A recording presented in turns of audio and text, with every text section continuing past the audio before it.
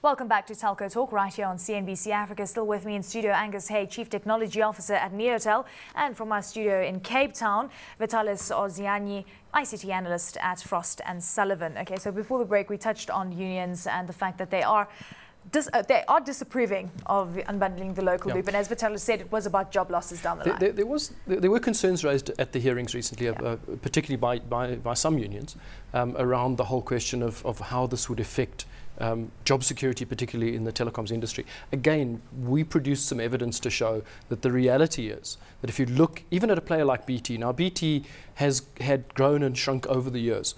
There's no direct correlation between local loop unbundling and any loss of jobs. In fact, what you find is that the biggest competitors, the growth of the competitors in the UK market on the back of local loop unbundling, and also on the back of the access to the access networks of BT, has actually grown a number of competitors that have added more jobs to the industry than have ever been lost in BT. And we have exactly the same kind of phenomenon here. It's not about one company.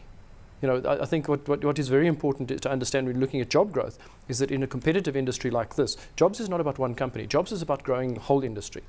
And many of the jobs that are going to, as the industry grows, the number of jobs in the industry is going to grow. What we can't have is a situation where the number of players in the industry shrinks and the amount of competition in the industry shrinks, and then you have one player left, or one player who's controlling the majority of the industry, who can then decide, you know, to reduce the number of jobs. But in all fairness, I mean, their argument would be, we've rolled this out, we've put the initial outlay, we've obviously invested in this infrastructure, even though we obviously have been supported by the state. And that's not invalid. I think one of the important points that we made at the hearings as well is this is not about the economics of the cost recovery on that. Yeah. We absolutely agree that an incumbent has the right to charge a rate which is fair to cover the appropriate costs.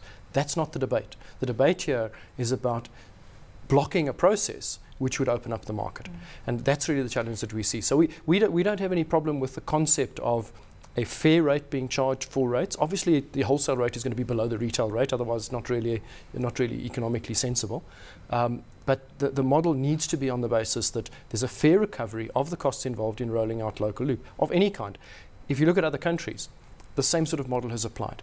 And regulators have also gone one step further, which is something that could also be done in this country, which is actually to do a full detailed analysis of the cost structure to ensure that there is a fair rate. What kind of cost would you then foresee? I'm sure that you have jotted a few numbers down. Look, I think just to give you a sense, I mean, just in round numbers, we see a retail price being charged for a physical copper wire to an end customer, somebody who's got a telephone at home. Now, the cost that is charged for that on a monthly basis, excluding all the other services, is probably somewhere in the order of, say, 130 Rand, that kind of level.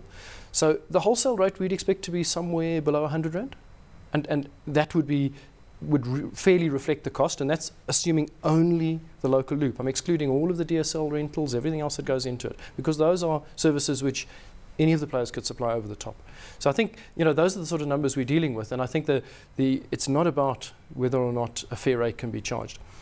There is another point, though, about what this does in terms of incentives to roll out infrastructure. You know, we're often asked, well, what are we going to do without local loop unbundling? If we don't get local loop unbundling, will we still be able to get to customers? The reality is that the lack of local loop unbundling has actually given us very strong incentives to roll out optical fiber. So ironically, we've created, if you like, a massive new set of local loop because we haven't had access to the existing local loop. Would you be willing to unbundle that down the line, Angus? We don't have a principal problem with unbundling on the basis of facilities leasing. Yeah. Again, the economics are very clear. Fair rate according to what is available, and also just to understand the basic principles of competition law apply. So competition law talks about significant market power, it talks about abusing that market power. So depending on who you are in the market, if you're a small new entrant, you know, a couple of things are obvious. One is that you don't have the power to control the market. The second thing is that for a small new entrant, there's a gearing effect, to use a simple way of looking at it.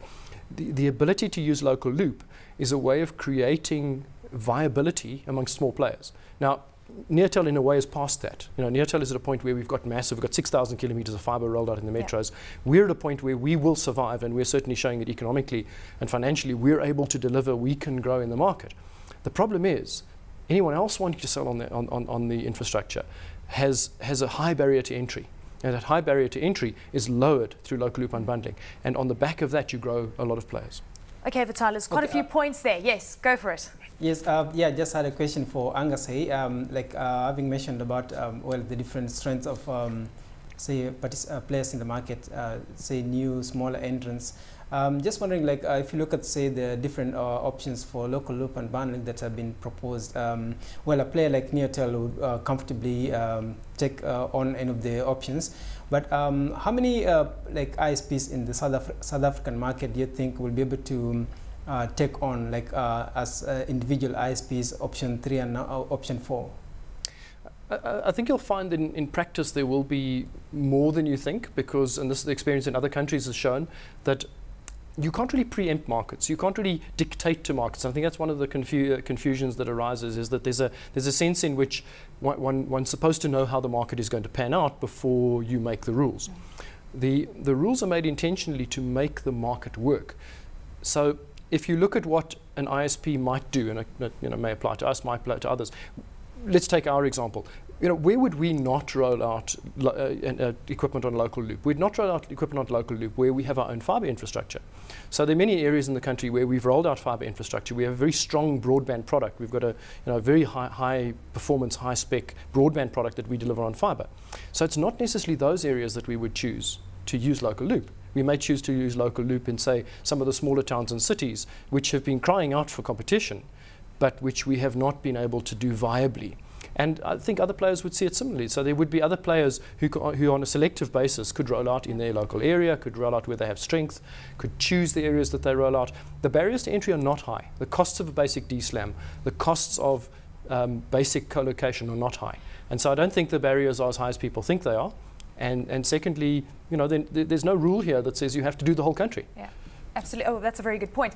Vitalis, give us your perceptions when it comes to market share, and what would it do to market share if we saw the local loop unbundled? Do you think that there is a bit of resistance because there is fear that business would be lost through this process? The fear is mainly when you look at the whole round business, not only like on broadband business, but especially for telecom side, is when you look at the voice business as well.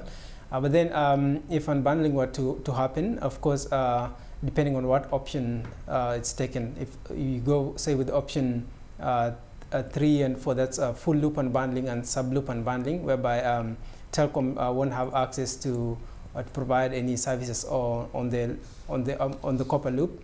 Then you see that they will also lose market share in the voice revenue. But then when you look at the broadband market shares, currently the mobile operators are the ones holding the largest proportion of the market share, both in terms of subscribers and also in terms of revenue. And well, when unbundling comes in, we'll surely expect that to change. The mobile players will still have a larger share, but probably the fixed players, the ISPs offering broadband on ADSL infrastructure, will increase the market share and revenues as well. Vitalis, realistically, when do you actually expect the local loop to be unbundled? Can we expect this into next year?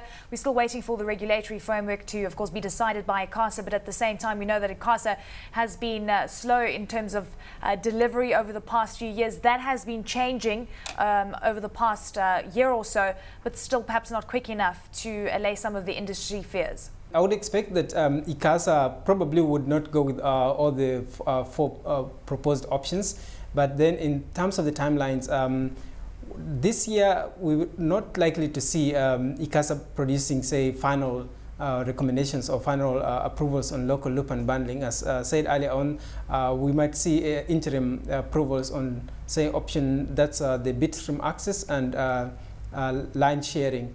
But then come into next year, then ICASA will surely be able to provide final recommendations or final approval of the same 2 options, that's bitstream access and line sharing.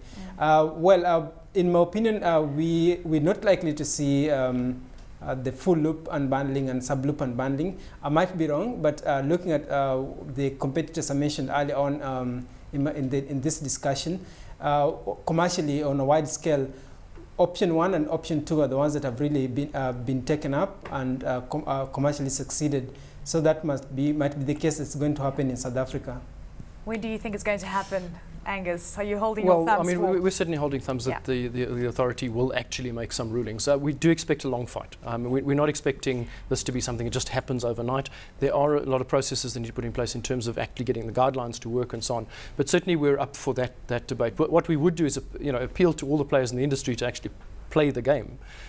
Because the challenge we have is that if it's all just a legal process and everything is hard work, the incentive is there rather to do other things. The incentive is there rather to roll out. How are you positioning your business relative to the fact that this is still up in the air in many senses? Are you just carrying on business No, as absolutely. usual? As I say, I mean, in a way, we certainly have been an advocate of driving local loop unbundling, but our business doesn't fundamentally depend on whether there's local loop unbundling. It's just that the whole competitive market would be so much better if there was local loop unbundling. So, in a way, there are areas where we have to say, we cannot give services, or we may have to use telecom to give services, for example. So for our business customers, we can stretch across the whole country. We can get to multiple areas, both on net, which is on Neotel, or off net via telecom or others. Right now we can do that. But the reality is that for the small business, for the players who are using broadband infrastructure, DSL infrastructure today, there are not that many choices. Everything is ultimately the same service, just resold with a different label. And that's where the fundamental lack of competition comes. And that's what we want to see change. So we hope that going into the new year, we'll see regulations, we'll see changes, we'll see some ability for it to happen. And I guess, if that doesn't happen, we carry on doing what we're doing. We're eating into Telkom's voice market share. I mean, I think the point that Vitalis made, that they're very defensive about voice, absolutely. But we're taking voice away from Telkom on the basis of wireless infrastructure that we deliver. So we don't think local loop unbundling is fundamentally going to change that process. It's just that it changes the dynamics in the broadband market. And of course, exactly, and it is about the consumer at this point, I suppose, and always going forward. Gentlemen, I have to leave it there. Thank you very much for joining us. Great to have you on the program. Much appreciated. Well, that's all the time we have for you on this month's edition of Telco Talk. Until next month, from me, Eleni, Giokos, it's goodbye.